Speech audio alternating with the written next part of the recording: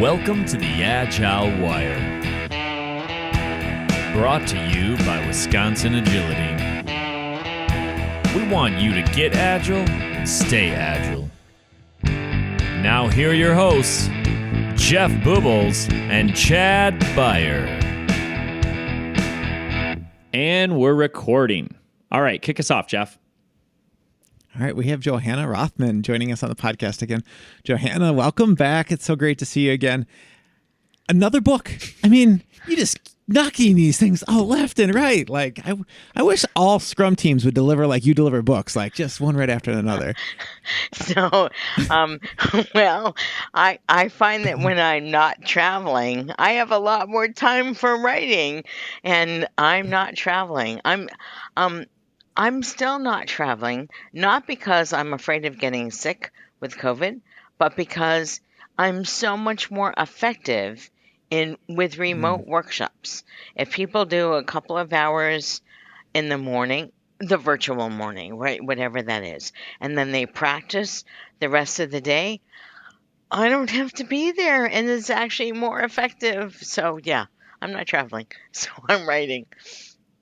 Yeah, That's awesome. Yeah, we've stolen so many things from when we've gone in person a few times and recently, and we steal stuff from the virtual world, and we do it now. Like we use our murals, and like we're still creating all the same stuff and our iPads and drawing and stuff. It's like it's just so much better artifact at the end when we can have this thing that we can all read and use and don't have to take pictures and things like that. So yeah, there's so many great things that I don't know we've learned and stole from the from the pandemic. Yeah. So let's talk about the book, though. Successful Independent Consulting. All right. Like, I don't know. A lot of people have opinions on how to run a business and do different consulting. And I was shocked at how much we had in common by reading this. And I didn't know much about your business before reading that. But I was like, wow, I had to figure all this stuff out the hard way. We should talk to Johanna, like how she figured all this stuff out. So let's dive into it. Like, who is this book for? Let's start there, because maybe it's not for everybody, but it definitely is very valuable for a specific audience. So anybody who wants a business that includes consulting, and I'm aimed it at I call myself a management consultant because I typically deal with leaders specifically, right? Project managers, program managers, portfolio managers, directors, VPs, C-level. I tend not to deal as much with the teams. But if you want a successful business where you are, let's just retire this term, an agile coach, a scrum master, right? All those leadership roles that you might use to support a team, to facilitate a team, those are the people who are the audience for this book. Because, I mean, a question we get asked often, and I actually just got asked it this morning, and I sent him your book, was, hey, I want to do what you do. How do I get started? I'm like, read Johanna's book. Thank you. Thank you. That's so great. That's really great. But yeah, someone's thinking about consulting. They want to know, like, what do I need to think about? How do I get started? And I think that this is a great book for there. So let's talk about some of the things that, I don't know. There's certain things we're pretty passionate about, Chad and I, and I'm going to put the quarter here in Chad. And let's talk about payment terms, because this is one where small organizations get bullied all the time by big organizations that want free loans. And it just it really irritates us. Like, it bothers us like it's really bad. So Chad, I don't know. What else you want to add there? Do you want to? Yeah. So we were joking. Yeah. So we were joking before, and Jeff, being my business partner, he has to listen to me rant about this all the time because I never give in on it. You'd think you'd kind of like roll over at some point and be like, fine, this is the way it is. But I refuse, because it is so wrong. I've used the word, and I know I'm probably going to offend some people during this podcast, but I think I've used the word even like it's disrespectful, inhumane. Like, it's just so wrong. You have this small businesses all around the world and these big corporations getting free loans, interest-free loans for work that has been done already, that has been complete. And I am tired of we're not capable of paying you in a week, in 2 days. It's 2023. It's so easy to move money that I just don't buy that, right? Like it used to be, and I'll shut up because I'm going off on a rant here, but it used to be that the reason you had like a 30-day payment window is you were shipping auto parts to an auto manufacturer and you had to open the boxes and validate how much product was damaged and do we need to like submit, return, whatever. That's not when you're doing service work, when you're just working for your time, when the work is done, you literally should be able to like swipe a card and the money should be in your account. So I want to hear your thoughts on this because I'm fed up. Like I'm done with this. So, so the first time this was a real problem for me, I've always done a deposit with, 15, maybe 30 days with so a 50% deposit and the rest either if it's a workshop, when I finish the workshop, or maybe 15 or maybe 30 days because accounts payable is still in the last century. Right. I actually started my business in the last century, so I kind of understand this. But in the mid 2000s, some of my very large clients, you would recognize these companies because they are in the Fortune 15, Yep. right? Fortune 20. They are huge. They are always in the Wall Street Journal. Everybody is talking about these high-tech companies and how much money they make. And the first time somebody said to me, our normal terms are 90 days. Yeah. I said, okay, then I have to change. I will either not do this workshop for you or I will charge you twice the amount of money. Yep. So let's just assume the workshop was 10 grand, which it was not. It was much more. And I said, if you want to pay me at 90 days with no deposit, the workshop now is 20 grand. Yep. And they said, it doesn't cost you that much to wait for the money. I said, you don't know what my cash flow is. You have no idea what it costs me. And you are the big gorilla. You are what is another, you're the elephant in the room, the ape in the room, the use a large animal of your choice. You're the Yep. woolly mammoth, right? I don't have to support your cash flow. Yep. And when the first time I was talking with my client, the person who actually could sign for the purchase order, and I said to the client, you are the economic buyer, but the purchasing people are really making this impossible for me. I will not deliver this work under these conditions. And then 90 days sort of became regular. And then one of my clients said 45 business days. I said, that's 60 days. Yep. If you really want to not give me a deposit and not pay me until 60 days, I'm doubling the price of the workshop. It's not worth it to me. Or I will just not do it. Because but you spent all this time with us. Yeah, I will chalk it up to me learning about your payment terms late in the process. I Yep. made a mistake. Mm-hmm. I'm not going to compound that mistake by allowing you to walk all over me. And I actually use words like that. Yeah. I mean, what kind of a relationship is this? If we are at loggerheads just because your accounts payable people want my float. Yep. On typically less than $100,000 worth of work. I mean, we're not talking about millions No. of dollars here. It's nickels. Right. It's Right. nickels to these large Oh, yeah. companies. Yeah. Yeah. And I guess, so Jeff and I don't like to take the punitive path. We've really tried to steer away from that. Give them, like assume positive intent. And what we have found is that a lot of times organizations, even though I went off on my rant about how it's so unfair and blah, it's cruel, it's not like the people in those vendor management organizations in the AP departments, they don't wake up every day and they're like, I can't wait to get a free loan from those small consultants. It's just right from a systems thinking standpoint. The system is a large, slow Titanic, and these things are still carrying over from the last century. So what we've actually, I love the way you make it sound like you don't want them to control your cash flow. You don't want their problem to become our problem.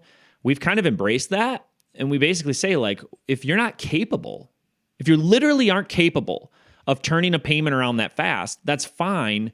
We'll just pre-invoice you. And surprisingly, we've found that that works pretty well. So it isn't necessarily, I think we're finding through some examples here, they're not malicious. They just literally don't have the time to optimize their payroll processing. And so we just go in advance, and that's worked well, right?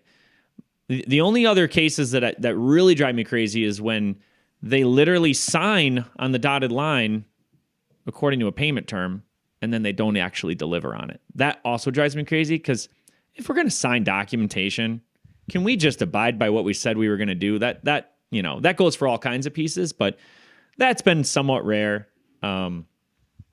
Anyway, I'm so glad that you're writing about it, because I think there's so much that, like Jeff and I said, as we were reading the book over the last few days, we've felt so much of this in the last, several years that we've been doing this. And we had to go through all those like hurdles. And luckily we were surrounded by a lot of others who went before us and encouraged, we always joke the best thing you can do after quitting your own job and starting your own company is convince others around you to do the same thing, even though it's so reckless.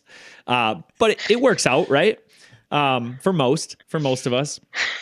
But it's cool because your book, right?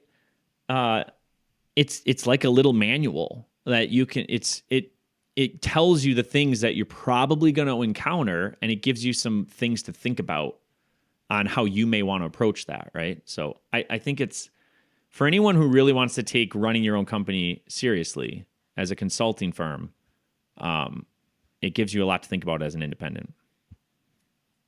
That's really why I wrote it, because I was, people had been asking me for years and years, how are you so successful? Regardless of whether or not I was, other people perceived me as successful. And so they saw my content marketing, right? They saw that in as I was, kind of wandering through the world. But they also knew that we had 2 children and we put them through college. So I must have been doing something right. And while I love writing books, book royalties are a very nice additional income, but almost no one makes money just from the book. Yep. So books really help introduce you to people, right? But they are just one form of content marketing. So I think it's, I finally, I actually got started on this book several years ago when a colleague asked me to run a workshop for him and anybody else I wanted. And he was so desperate as a consultant, he actually took a, quote, real job as an employee. So he was not a part of this. But then I told him when I finished the book, so that if he ever does want to really be independent, he has a guide to figure out what's right for him. Yeah, I think one of the common mistakes that I really wasn't sure on when I first started into consulting was the time for the marketing, right? It's like, oh, but there's money to be made right here. There's this workshop I could do. There's this, advising day I could pick up at this client, and it's so easy. And Chad was like, I don't know, he was the rock for me. Like, he was like, we are not giving up our Fridays. Fridays are hours to work on stuff, and we've kept that solid, for many, many years now. And I can't imagine where we'd be without that. Like, there are peaks and valleys as a consultant, and you can ride those valleys because you've put in the work and the marketing, consistently. And so things keep coming back to you. If you try to do it in these big waves, then the work comes in these big waves, and it's hard to handle that flow, right? So, there's no slack for you. You got to cut it out for yourself. You know, you got to give yourself your own slack and cut it into your system, or just get taken away from you. You know. Yeah, I find that if I don't spend time, I mean, for me, since I'm not traveling, I'm writing more. I also have to make time for reading. Right, reading Mm, yeah. is how I refill my well, and I'm not talking about fiction specifically, although I do read fiction every day. I'm talking about um, what did Jim Benson say in the collaboration equation? Yeah.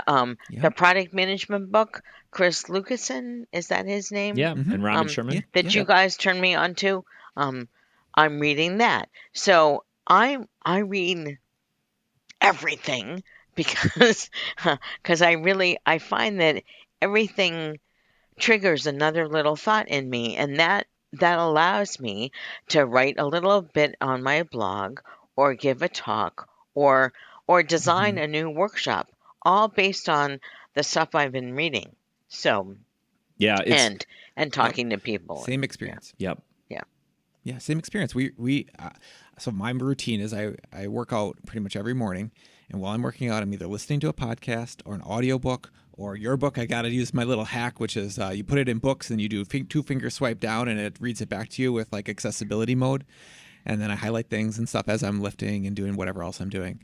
But I do it every day, right? Like I think that consistency every day, and then it's like, but some people might say like, I've got this question, like, but why do you have to do it every day? Like, don't you know all this stuff? And I'm like, I know a lot about this stuff, but this triggers another memory that I had from years ago. And I'm like, oh, I should do this. Oh, I could build this out with this problem. And now I've got this new idea that spurred off of something else I heard. I don't know, sometimes I'm afraid, like, am I stealing other people's ideas and not giving them credit? Because like, I don't know where this stuff comes from. It's like I merged into a big soup, you know, in my head, all the different ideas I've heard over the years. But Oh, well, let maybe me nothing's just original. assure you, you are stealing, in quotes, somebody else's ideas. That's because there are no new ideas, Yep. right? It's all Yeah. the form that you give them. And you guys have great content because you have experiences that are unique to you. And the more you capitalize on those experiences, the more your content sounds exactly like you, which is which is what we want for our content marketing. Mm-hmm. Yeah. Yeah.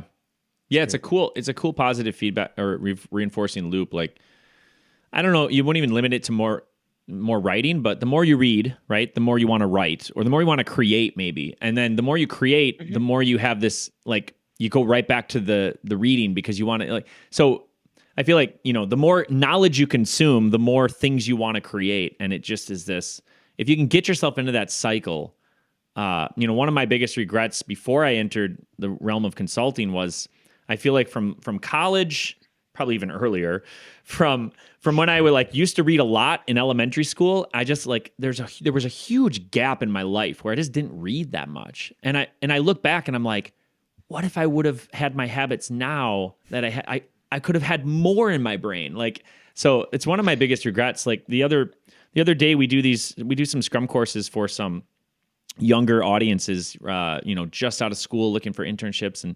And I think somebody asked us in one of the courses recently, Jeff, like, what advice would you have? And I said, just read more. Read as much as you possibly can, as early as you can, and it's going to serve you well, right? Because there's so much wisdom in all the stuff that's come before us. So why wouldn't you want to consume it all? You know, I don't know. Well, and I'm not I don't care if people read by listening, as Yeah, Jeff said yeah, you did, yep, or they Mm-hmm. read with their eyes, or they read in some other way. I mean, I read almost exclusively ebooks just because my name is Johanna. I have a little problem with books. And um yeah, so I want my library with me so that if I make a little connection, no matter where I am, I can always find that book and I can look at it. Yeah. So it makes a huge difference for me. So I have a question for you. I was towards the end of the book, and throughout you referenced it too, but I could feel some, you know, like you said, nothing's original. I could feel some pull from these books that I've read in the past, and you mentioned them in the past, or at the end of the book. Sorry, you said you mentioned Gerald Weinberg's Secrets of Consulting quite a bit. And at the end, you gave Peter Block's Flawless Consulting a shout out, which was transformational for me as a new consultant. And I'll explain why in a second. And then I haven't read Alan Weiss's $1 Million Consulting. But when you think about your book, because I can point to Peter Block's book, Flawless Consulting, and there's one chapter in there that was just huge for me. When you think about your book, is there one segment of it that you think like that was your favorite to write or that you think is going to be the most impactful for people? I mean, I know we already talked about payment terms, but. So I really hope that either define your unique value, the first chapter, or attract clients with content marketing, the third chapter.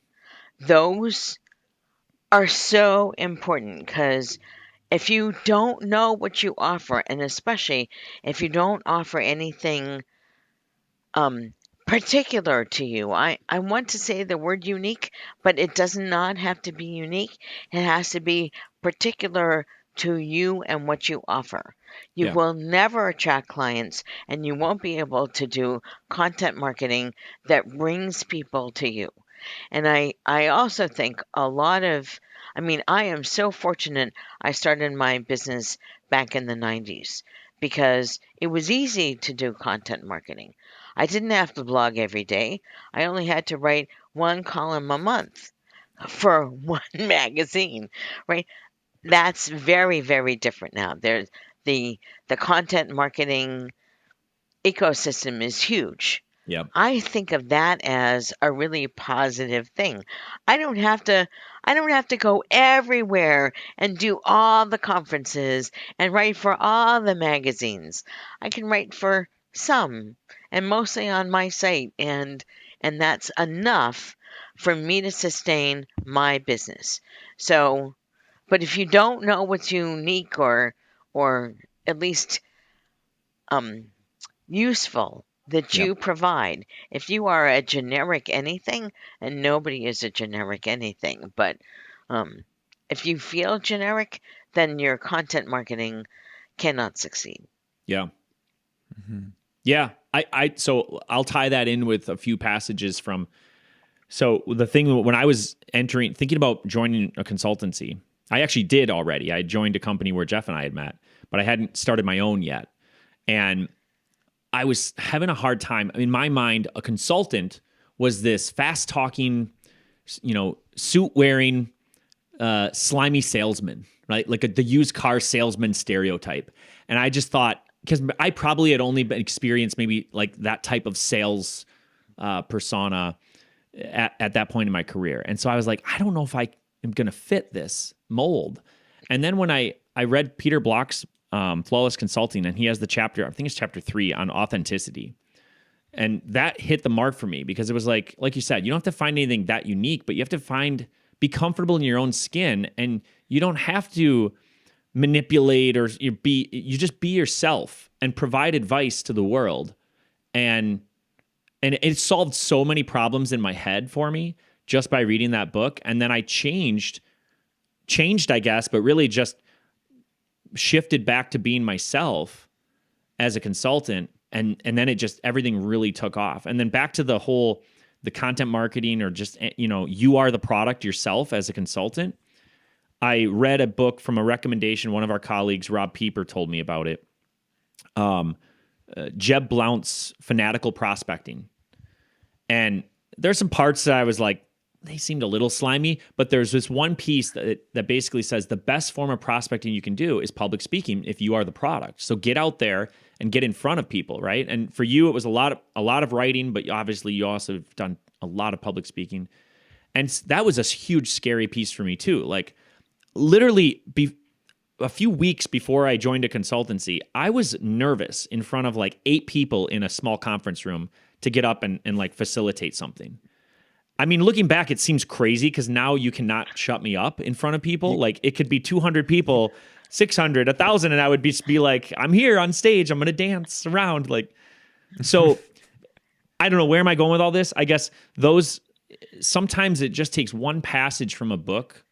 And that's why I was curious, like what you as the author of this, what stands out to you. And so, yeah, I think it ties into that, like maybe not uniqueness, but find something that you're comfortable with that aligns to your authentic self and then amplify that maybe.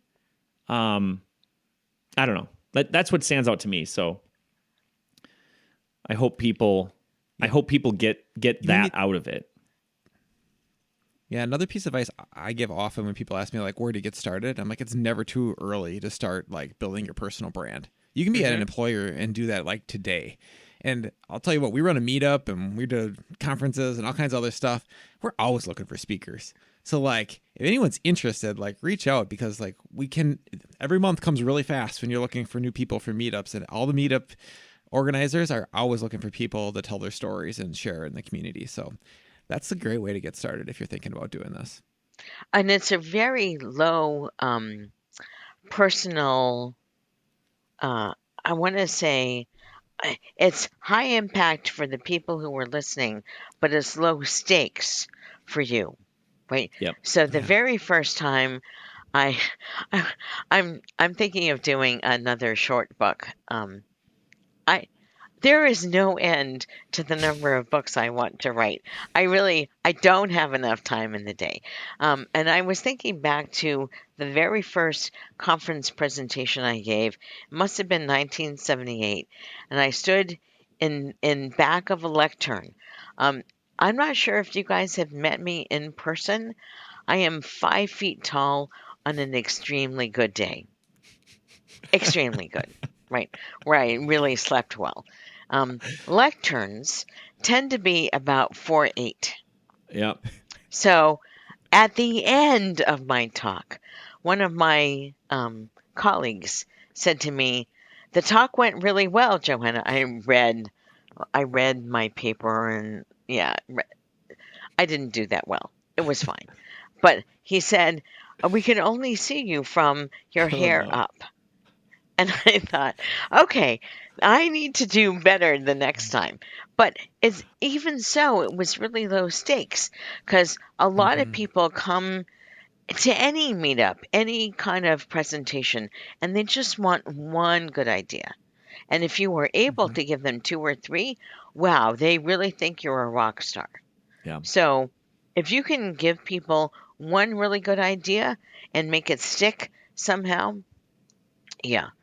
Speaking is actually, and I mean, I think everybody needs to learn how to do some form of public writing. You don't have to write books, right? But blogging is very effective for building your brand, as Jeff Yep. said. And public speaking, even if you only do it once a year, is also very effective. If not, if not for the practice of speaking, for the practice of organizing your thoughts so you can make sure that one person can take away one useful idea. And that's it. Yeah. I would second that too. I mean, and it's funny because Jeff and I, he's extroverted. I'm slightly introverted. So like I definitely, it's not that bad for me, but whenever we do, like with this week, we taught a workshop and a 2-day course.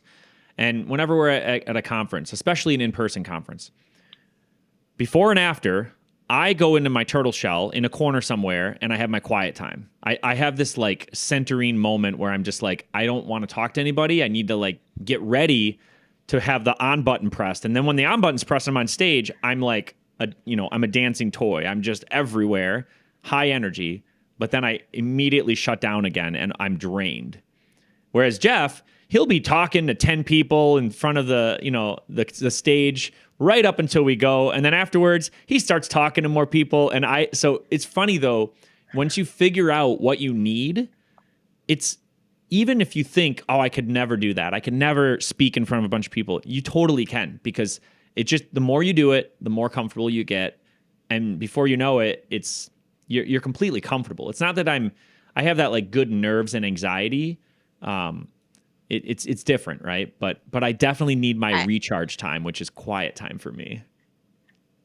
I call it excitedness. I'm always excited to get on stage, a virtual stage, an in-person stage. I'm Yep. excited. And I do what Jeff does. I try and meet people in the front few rows.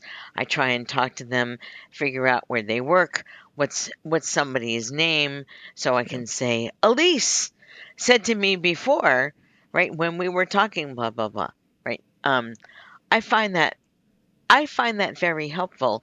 It also does something with the rest of the audience.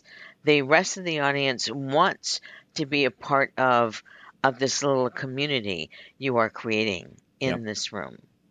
That's one of the reasons why speaking is so effective to sell consulting. Yeah. Mm-hmm. Awesome.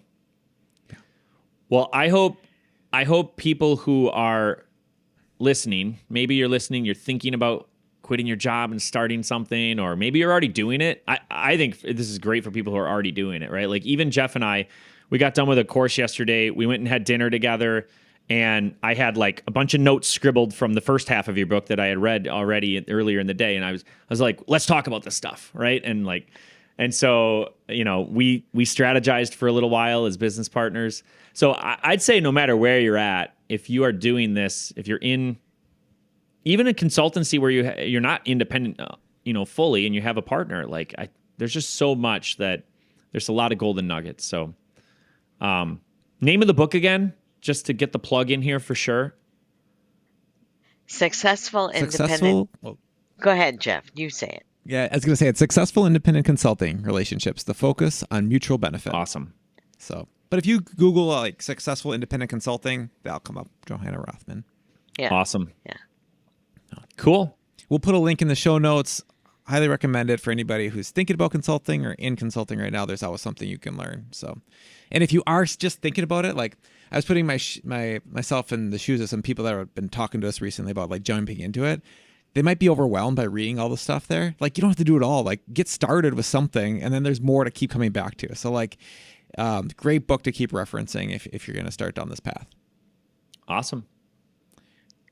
Yeah. Thank you. If you found value in today's episode, share this with a friend. Until next time, get agile and stay agile.